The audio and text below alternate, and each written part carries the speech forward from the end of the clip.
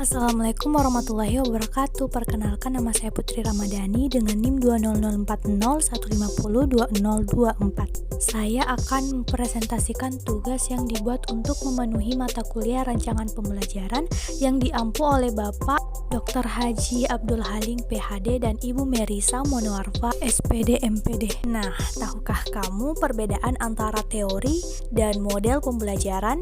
Model dan teori memang memiliki banyak kesamaan. Lantas, di manakah letak perbedaannya? Teori merupakan konseptualisasi maupun penjelasan logis mengenai peristiwa pembelajaran, sedangkan model merupakan suatu bentuk atau gambaran sederhana dari proses pembelajaran yang berlangsung. Model memiliki fungsi identifikasi, sedangkan teori memiliki fungsi heuristik. Artinya, model tidak dapat terbentuk tanpa adanya teori, namun teori dapat terbentuk tanpa model. Tahukah kamu jenjang dari tujuan pembelajaran?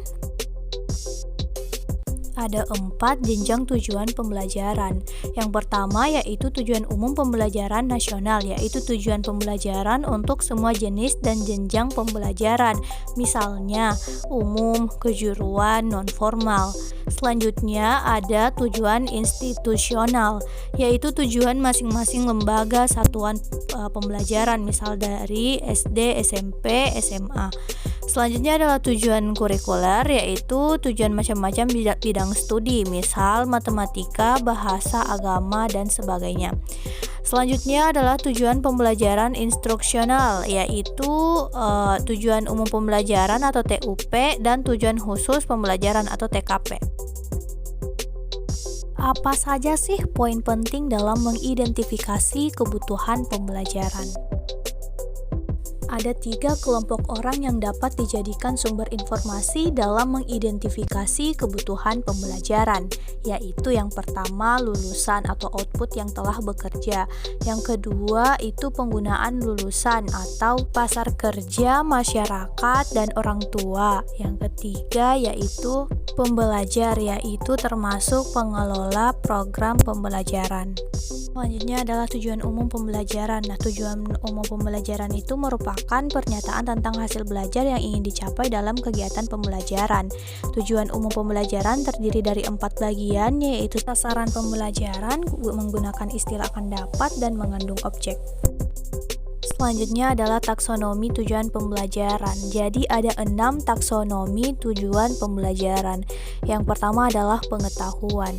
Pengetahuan ini meliputi perilaku-perilaku yang menekankan pada mengingat, seperti mengingat ide dan fenomena atau peristiwa.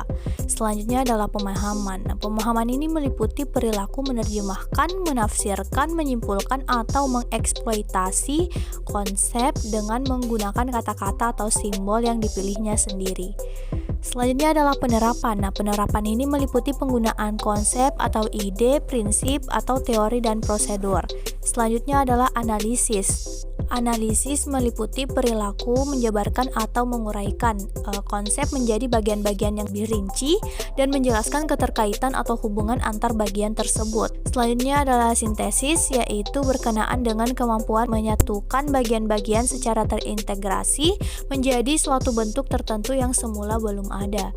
Yang terakhir adalah evaluasi, yaitu kemampuan mengevaluasi, berarti membuat penilaian atau mengukur sesuatu.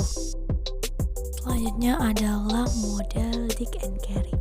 Model pembelajaran Dick and Carey ini merupakan model pembelajaran yang dikembangkan melalui pendekatan sistem. Adapun strukturnya yaitu mengidentifikasi kemampuan awal, kemudian mengidentifikasi standar kompetensi, melakukan analisis instruksional, menuliskan kompetensi dasar, membuat tes acuan patokan, revisi pembelajaran, mengatur strategi, menyusun dan memilih materi dan media, melakukan evaluasi formatif, dan melakukan evaluasi sumatif. Selanjutnya adalah model PPSI. PPSI adalah langkah-langkah pengembangan sistem instruksional yang mendasari efektivitas praktek pengajaran. Untuk prosedurnya yang pertama, penerapan status sistem pengajaran, selanjutnya perumusan tujuan pengajaran, perencanaan dan pelaksanaan evaluasi, pelaksanaan prinsip-prinsip belajar, selanjutnya pendeskripsian dan pengkajian tugas.